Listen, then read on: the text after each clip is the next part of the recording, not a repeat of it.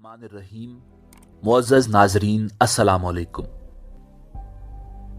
ناظرین، ترکی کی مشہور سیریز ارطغرل غازی کے اسکرین رائٹر اور پروڈیوسر محمد بوزداغ نے کہا ہے کہ جلال الدین خوارزم شاہ پر ان کی نئی تاریخی ٹیلی ویژن سیریز ترکی میں نشر کی جائے گی۔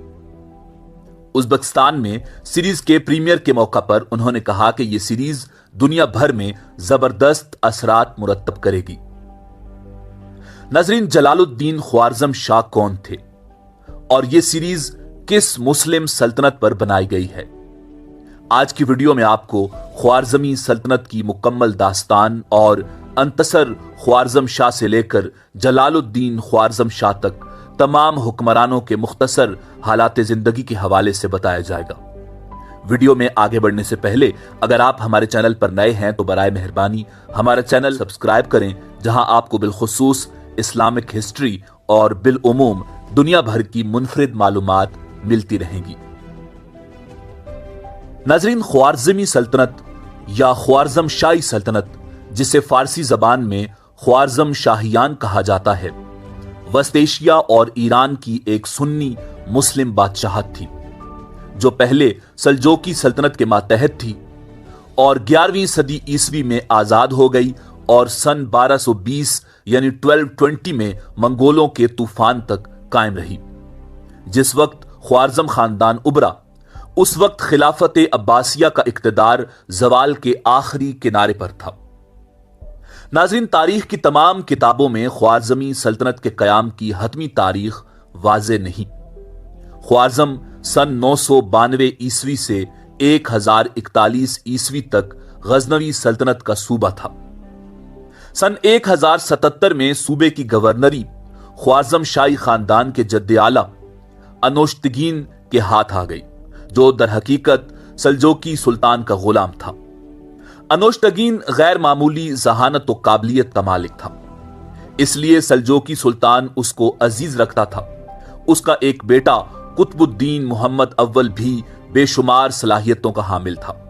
اس کی تعلیم و تربیت سلجوقی امراء کے درمیان میں ہوئی تھی، اس لیے سلجوقیوں نے اسے ایک صوبے کی حکومت سپرد کر دی تھی، جہاں وہ نہایت محنت سے اپنے فرائض منصبی بجا لاتا تھا۔ انوشتگین کی وفات کے بعد محمد کو اس کی قابلیت کی بنیاد پر باپ کی جگہ دی گئی، جس نے اپنی کارگزاری و وفاداری سے سلطان احمد سنجر سلجوقی کے مزاج میں بڑا رسوخ حاصل کیا۔ محمد کی وفات کے بعد انتصر بن محمد اس کا جانشین بنا، جس نے صوبہ خوارزم میں حکومت کی بنیاد رکھی۔ انتصر کا لقب خوارزم تھا، جس کی بنیاد پر یہ خوارزم شاہی سلطنت کہلائی یا خوارزمی سلطنت کہلائی۔ ناظرین، خوارزم شاہ نے اپنے باپ کی جگہ لے کر کئی دفعہ سپہ سالاری کے فرائض انجام دیے۔ اس کی قابلیت سے سلطان احمد سنجر سلجوقی اتنا متاثر تھا کہ اسے ہر وقت اپنے پاس رکھتا تھا، اس کو سپہ سالار اعظم بناتا اور اس کا شمار اہم درباریوں میں ہوتا تھا۔ اس سے کئی حاسد پیدا ہو گئے اور انہوں نے سلطان احمد سنجر سلجوقی کے اس سے تعلقات کشیدہ کر دیے، جس پر خوارزم شاہ یعنی انتصر نے اپنی خود مختار حکومت قائم کر لی۔ ان اختلافات کی وجہ سے سلطان احمد سنجر سلجوقی اور خوارزم شاہ کے درمیان ایک جنگ بھی ہوئی، جس میں خوارزم شاہ کو شکست ہوئی اور اس کا بیٹا اور کئی دیگر لوگ مارے گئے۔ سلطان احمد سنجر سلجوقی نے خوارزم پر قبضہ کر کے غیاث الدین غوری کے سپرد کر دیا، مگر غیاث الدین غوری اہل خوارزم کو خوش نہ کر سکا، اس لیے انہوں نے خوارزم شاہ کو واپس بلا کر شہر اس کے حوالے کر دیا۔ اس طرح انتصر عرف خوارزم شاہ خوارزم کا مستقل حکمران بن گیا۔ مستقل حکومت حاصل کرنے کے بعد اس نے بادشاہ خطا کی پشت پناہی میں خراسان، مرد اور نیشا پور بھی حاصل کر لیا۔ انتصر نے صوبے میں قتل و غارت گری کر ڈالی اور مسلمانوں کو پریشانی کا سامنا کرنا پڑا۔ اس سلسلے میں سلجوقی ترکوں کا ایک گروہ ترکان غزل ان سے الگ ہو گیا اور سلطان احمد سنجر سلجوقی سے خراسان چھین لیا۔ سلجوقی سلطنت میں انتشار پھیل گیا اور اس کی تمام قوت کا خاتمہ ہو گیا۔ اسی دوران خوارزم شاہ کا انتقال ہو گیا۔ ناظرین، انتصر یعنی خوارزم شاہ کے انتقال کے بعد اس کا بیٹا ارسلان تخت نشین ہوا۔ اس نے اپنے بھائی سے دشمنی کی اور سلطان احمد سنجر سلجوقی کی اطاعت و فرما برداری کا اظہار کیا، جس پر سلطان سنجر نے اسے خوارزم کی سند حکومت دے دی۔ اس کے بعد سلطان سنجر کے مخالف ترکان خطا سے جنگ کی، مگر کامیابی نہ ہوئی۔ اس کے کچھ عرصے بعد ارسلان بھی مر گیا۔ ارسلان کی موت کے بعد اس کا بیٹا محمود خوارزمی تخت پر بیٹھا۔ وہ ابھی کم سن تھا، اس لیے اس کی ماں اس کی طرف سے حکومت کرنے لگی، مگر ارسلان کے بڑے بیٹے علاؤ الدین تکش کو یہ ناگوار گزرا کہ اس کے ہوتے ہوئے چھوٹا بھائی حکومت کرے۔ اس نے بادشاہ خطا سے معافی مانگی۔ بادشاہ خطا بھی خوارزم کی لالچ میں فوج لے کر محمود کے مقابلے کے لیے نکل کھڑا ہوا۔ اس مقابلے کے بعد محمود کی ماں جو حکومت کر رہی تھی گرفتار ہو گئی، مگر ترکان خطا نے علاؤ الدین کے ساتھ کوئی وفاداری نہ کی اور اس کے خلاف فوج کشی کر دی۔ علاؤ الدین نظر بند ہو گیا اور بادشاہ خطا کو نقصان اٹھانا پڑا۔ ناظرین، اس کے بعد علاؤ الدین نے نیشا پور پر فوج کشی کی۔ اہل نیشا پور نے مدافعت کی، جس پر علاؤ الدین کا محاصرہ ناکام ہو گیا اور وہ خوارزم واپس آ گیا، مگر سن 583 ہجری میں علاؤ الدین نے نیشا پور پر قبضہ کر لیا۔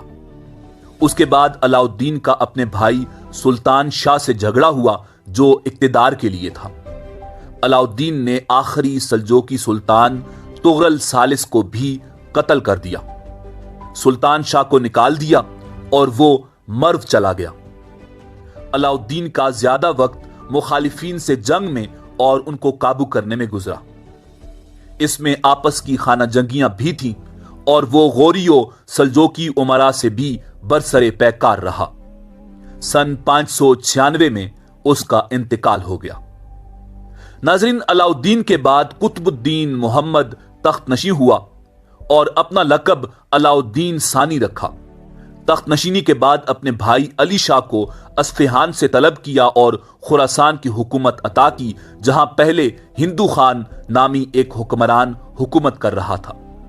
اس کی علاؤ الدین کے خاندان سے مخالفت چلی آ رہی تھی۔ ہندو خان نے خراسان پر حملہ کر دیا۔ علاؤ الدین ثانی نے جعفر ترکی کے ماتحت ایک فوج روانہ کی۔ ہندو خان بھاگ گیا اور غیاث الدین کے علاقے میں پناہ لی، جہاں اس کی بڑی آؤ بھگت ہوئی۔ جعفر ترکی نے مرو میں داخل ہو کر ہندو خان کے اہل خانہ کو خوارزم روانہ کیا۔ محمد بن تکش علاؤ الدین ثانی کے تعلقات غوری خاندان سے کشیدہ چلتے رہے۔ فوج کشی بھی ہوئی۔ جنگ کے نتائج بھی کچھ بہتر نہ تھے، مگر اس سے بڑھ کر منگولوں کے حملے خطرناک ثابت ہوئے۔ محمد بن تکش نے اپنے عہد میں غزنی پر بھی قبضہ کر لیا اور ہمدان و جبل کے تمام علاقوں پر قابض ہوا۔ منگولوں سے بھی اس کی جنگ جاری رہی۔ سن 617 ہجری میں اس کا انتقال ہو گیا۔ ناظرین، محمد بن تکش کے بعد اس کا بیٹا جلال الدین بنکرس خوارزم شاہ ولی عہد بنا۔ اس نے اپنے چھوٹے بھائی کو خارج کر دیا۔ منگول اس وقت خوارزم شاہی سلطنت کے تعاقب میں تھے۔ یہ وہی جلال الدین خوارزم شاہ ہے جس پر ترکی سیریز بنا رہا ہے۔ منگول خوارزمی سلطنت یا خوارزم شاہی سلطنت کے تعاقب میں تھے اور ہر طرف تباہی و بربادی مچا رہے تھے۔ خوارزم کے دریائے طبرستان کو عبور کر کے مایندران پر حملہ کیا اور وہاں کے سب قلعوں پر قبضہ کر لیا۔ جہاں جاتے تباہی و بربادی مچا دیتے۔ ان کا ریلا مستقل بڑھتا چلا جا رہا تھا۔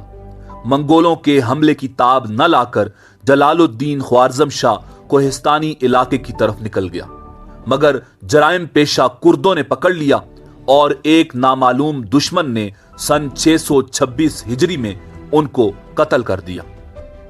ان کے قتل کے ساتھ ہی خوارزمی سلطنت کا مکمل طور پر خاتمہ ہو گیا۔ ناظرین، امید ہے کہ آپ کو ہماری آج کی ویڈیو پسند آئی ہوگی۔ ملتے ہیں بہت جلد ایک نئی معلوماتی اور تاریخی ویڈیو کے ساتھ۔ رب العزت آپ کا حامی و ناصر ہو۔